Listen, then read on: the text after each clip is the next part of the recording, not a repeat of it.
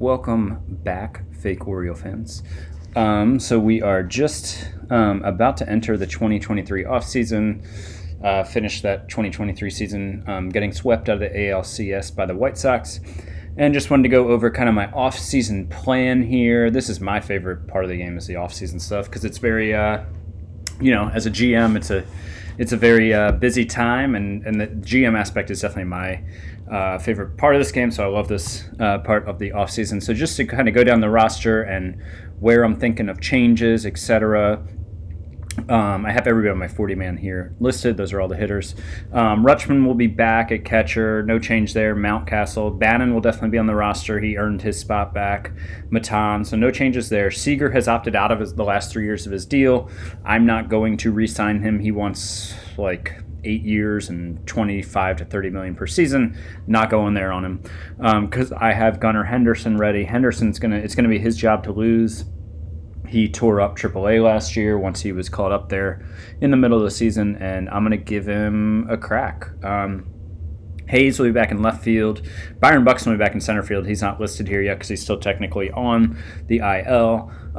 Verdugo will be back, and Larnach will be back. So not a lot of changes there. For backup on the bench, I'll have two righty infielders because Matan is a lefty and Henderson are lefties. And so Matan really struggled against lefties last year, and Henderson, I want to have somebody to face lefties for him, at least at first, until he proves he can, or I want that option, basically. So that really says that Adam Hall is going to have an inside shot at the roster. Caden Grenier, or whatever his name is, however you say it, can play all four infield positions and dominated AAA last year. He's 27 now and hasn't really had much time in the majors. He's a righty. And then Zach Watson is another guy. I have looked around for a guy that I could possibly add. I don't know if there's a bench-type bat who's worth the price, who's a righty bat and plays 2 to 3 infield positions. Park here is a lefty. He's good enough to play middle infield, but I don't need another lefty, so he could be a possible trade chip piece or depth in AAA, but he's definitely good enough to play up. Verdugo has 1 year left in arbitration. He just finished a 7-WAR season. I don't think that I'm going to trade him. I don't intend to sign him long term because he just wants too much money, and I have other guys that I'm going to invest in to build my team around, like Mountcastle, Larnach, guys like that. And so I could try to trade him, but 2024 is my season to really my best shot at winning. And while I could trade Verdugo and it'd probably extend my winning window some, I don't think it would improve my team for 2024. So you got to find that balance of trying to go all in on a season, but also not totally mortgaging your future. So Verdugo is one of those things where I am going to more focus on just next season with him and then move on from there, because I think I have the outfield depth in the minors to take the hit once he's gone and can still be competitive without him, obviously. So that's, I might bring back Sal Perez as my backup catcher. I'll bring back a strong defensive catcher, veteran probably, who is, a good leader. That's the word I was looking for. I went blank. And then my fifth outfielder, if you count Larnach, the DH is my fourth. It'll come down. Chaz McCormick will probably be gone because he's out of options. So it'll probably come down to Isbell, who was a league average for backup outfielder for me last year. Reese Albert, who was recalled at the end of the year and did well, but I'll probably send him down to work on his fielding a bit more, so he's a bit stronger at all three outfield positions. And Johnny Reiser, who's getting a little older. He's 26. He'll be 27 this month. But he put up a 139 runs created plus in AAA. He's been very good every year. He probably deserves a shot. It's just... there's not a lot of room for him. But so him and Isbell, I think, will be competing for that last outfield spot on the roster. Going into the pitching, Alex Wood isn't listed there. He's down here because he's a free agent. I'm not going to re-sign him. This could very well be my rotation coming in next year. Marquez will be back last year of his deal. He wants 8 years and $28 million. Doubt I'll re-sign him. Same thing as Verdugo. I'm going to hold on to him and give him a qualifying offer and take the the compensation pick and move on after next season from him probably. Luis Castillo has an option year that I think I'll pick up for about $8 million. And Asa Lacy will start the year in the rotation, I'm anticipating. Luke Weaver, I'll get to him in a minute. D.L. Hall will be in the rotation again. It'll be his third year in the rotation. Luke Weaver, I think I'm going to try to move. He's under contract for next year and then 2 option years. And there are some teams who still value him, and he just hasn't been that good for me. 0.9 WAR each of the last 2 seasons. But some teams still value him, above what like a 1-win pitcher really should be valued. Bullpen, Jairo Diaz was excellent, but he wants 3 years, $8 million per year, which is more than I want to spend on a reliever at this point. If he goes to free agency and that price comes down, I might bring him back because he pitched really well. Smith and Jones are both back. Hammer and Feltman are both back. Barnes has an option year. He had a really down year. I think I could trade him because his scouting, he's still really good, and I think he just had a down year, and some teams will still really value him as a back end of the rotation, back end of the bullpen piece. And then Grayson Rodriguez would be my main long man / sixth starter when I need an emergency starter. I will bring back a lefty specialist. It may or may not be Andrew Miller. My scout really doesn't think much of him at the age of 38, but he was really effective as a lefty specialist this year, so I might bring him back, but I'm probably going to let him go to free agency and see what happens from there. These are guys who was at AAA last year, but they're on the 40-man. McKay, that just didn't work out for me. He's out of option years. He's arbitration eligible. He's going to be cut loose. Zach Pop is out of options. Zach Pop, Bailey Falter, Junior Fernandez are all out of options. They're all effective AAA pitchers. They could all probably pitch on my team as kind of like a middle reliever, guy who you avoid high leverage with and maybe work their way into more significant roles, but they're all out of options, and I prefer, since I have so many established bullpen arms, I need the other guys to have options so I can send guys, minor league options, so I can send guys up and down when I need fresh arms. So I think I will probably look to move on from all of them, whether I cut them or I'm able to trade for somebody who doesn't require a 40-man spot or somebody with options. We'll see. Colton Eastman and Connor Siebold will both continue to be in the starting rotation in AAA / long man when I need a fresh arm or fifth starter. They've kind of done that role the last 2 years and been totally fine doing it. Colton Hawk, I think, will play a role in my bullpen next year. He's got options left. He's a ground ball pitcher. He's been really good at AAA. And he pitched 27 innings for me this year and threw to a 2.28 ERA. So I think he'll be up. What else do we have here? Let's go to the arbitration screen. So the way I do it with my young players, and this is one thing I do to kind of make the AI, not take advantage of the AI, a weakness in it, I think. And that is players will be open to multi-year extensions really early in their career, like their first or second year of Major League service, and they will agree to deals that just are not realistic at all. So what I do is I wait. I've decided in this year's version, I wait until the player is eligible for arbitration so that, I don't do, Mountcastle is eligible for arbitration after the 2023 season. So before the arbitration date, but after the season ends, is the first time that I will look to extend guys long term. And I think I will probably extend Mountcastle because, this still might not be a realistic extension, but it's more realistic than it would have been a year ago. I don't know if I'll go 8 years on him since he's almost 27 and he's a first baseman, and that's not a position that I feel the need to invest a ton of money in. But he wants around what his arbitration estimates are for the next 3 years, 3 or 4 years actually of arbitration. I think he might have 4. And then $14 million for free agent years, which is totally reasonable.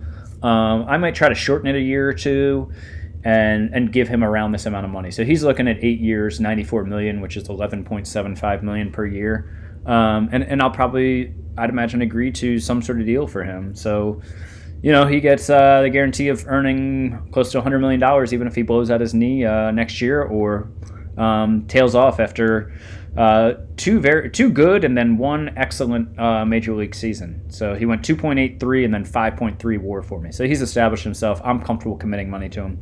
Verdugo, just going to go to arbitration and probably pay him a ton of money.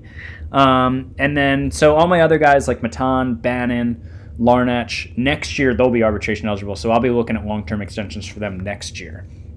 Let's see, what else do we have here? So I mentioned that I am going to try to trade Luke Weaver. And so what I did was I kind of go around, and it takes a lot of time, and look at different teams. And let me go ahead and pull up a few pitchers that I've looked at. And the St. Louis Cardinals are interested in Luke Weaver. They value him probably more than any team in the majors in terms of what they're willing to give me. Coincidentally, the St. Louis Cardinals have the best pitcher in baseball, Jack Flaherty. His last 3 years WAR 7.1, 5.3, 7.9. The last 2 years he led the league in WAR for a pitcher, ERA the last 2 years, WHIP. His K9 has led the league 2 of the last 3 years. He's the best pitcher in baseball. But they seem somewhat open to moving him. It's almost impossible to trade for frontline starting pitchers like this, but you can sometime find one team that is willing to not demand a ridiculous price. Every other top starter I've looked for, it's going to take like 2 players off my current roster, Asa Lacy, another top prospect, and another prospect. Basically, 2 top prospects, 2 major leaguers, and somebody else. Flaherty, and by major leaguers, I mean really good players. Flaherty, it's strange as the best pitcher in baseball. I might be able to get him for less than that, but if you look at his contract, so 2023 season is done, so he's going to have 2 years left before an opt-out at $24.2 million. And, in real life, in real baseball, 2 years before free agency is when a team can maximize a player's trade value. Because, if he's only got 1 year left, they're going to get a lot less in a trade for him. So I guess they're smartly shopping, listening to offers on him. I think they could probably get a lot more than what they might get from me. I'll show you that in a minute. It's painful price to give up, but not considering he's the best pitcher in baseball. There is some risk for me. $24.2 million is a ton of money for the Orioles with our payroll to invest. It's a ton of money. It's going to cut down on what we can do, in free agency. We're going to have to cut back probably in our spending in international free agency, maybe cut back on our minor league development. It's a lot. And if he doesn't opt out, it means because he blew out his arm and isn't good anymore, and I'm going to be paying him $24.2 for 2 seasons he isn't good. So it really could blow up in my face, but hey, you got to take a risk on the best pitcher in baseball when you can, right? But there's some risk there, and it definitely gets rid of a lot of payroll flexibility. So I can go back here and I can show you the structure of the deal I've started working on. So Luke Weaver was he had to be included. There's pretty much no way to get around that. They want him. Adam Hall. So, like I said, Hall was going to be probably starting against lefties for me next year. He can play all 3 infield positions well. He was probably going to be my insurance for Gunnar Henderson if Henderson doesn't work out at shortstop. So he was going to play while he's not a star, he's going to play a prominent role. Park is another guy who's a major league caliber middle infielder, but I just don't have room for another lefty because of Matan and wanting to give Henderson a chance. But again, Park would be a backup for Henderson if Henderson doesn't pan out. So I'm giving up a lot of insurance here. 2 guys who can definitely start in the major leagues and be decent, I think, but just aren't going to get the chance from me. They also want Matt Barnes. They clearly still view him as a back of the bullpen piece. And this is not enough for them. They say I can submit it and they'll think about it. Generally, at this point, teams are not gonna accept the trade. Our budget's going to drop by $16.2 million. The available money isn't quite set yet. That doesn't reset correctly until free agency opens. So, I can hit this make this work now button and look at what they're asking for, and there are a couple guys I'm willing to include. Like, with what the price already is, I'm not going to include Rylan Bannon because I would just have no infield. Bowser, Buxton, Castillo, Feltman, all guys I could give up one way or another, but I'd rather not. Gooden is a pitching prospect in Double-A who every team is interested in. My scout thinks he's fine, thinks he could be maybe a 5th starter. He pitched well at Double-A in his age 25 season. He's one of the guys we're willing to give up. Grenier, a guy I'm willing to give up, but not when I'm also giving up Hall and Park. J.D. Hammer, bullpen depth, willing to do that. Austin Hayes, Henderson, Hawk, Asa Lacy. Every team wants Asa Lacy. And then Larnach, Marquez, Matan, Mountcastle, all guys I'm clearly not giving up. Rutschman.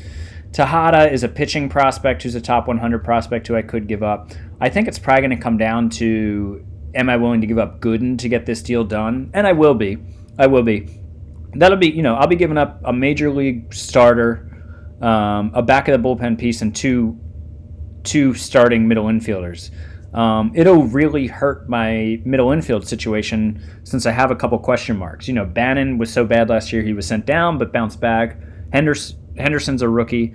Matan was good, but he was overall not nearly as good as the year before, and he struggled against lefties. So definitely I have a lot of question marks of middle infield, but I have a lot of depth, so I'm not worried about it. This kind of takes away that depth. But again, the other side of the equation is I'm getting back the best pitcher in baseball. I think that's worth it. I think I'll probably find a deal here with the Cardinals because there's no other pitcher I can get without giving up. It's going to take like Weaver, Lacey's got to be included, like Larnach, Maton's got to be included, and then other guys, and I'm just not willing to do that. Flaherty's reasonable, I think, probably because of his cost and because they only have 2 years of control left on him. So, Weaver's under contract for 3 more years, and all those other guys, other than Barnes, have long team control.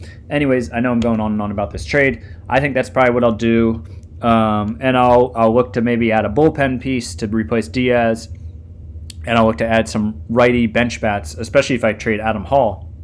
I'm really going to need to do that, and there might not be a lot of options out there. So anyways, I'll update at some point, whether at the end of the offseason or during the offseason. But yeah, the rumors are true. We might trade for Jack Flaherty, and we'll see from there and extend Mountcastle and kind of tinker around from there. All right, talk to you next time.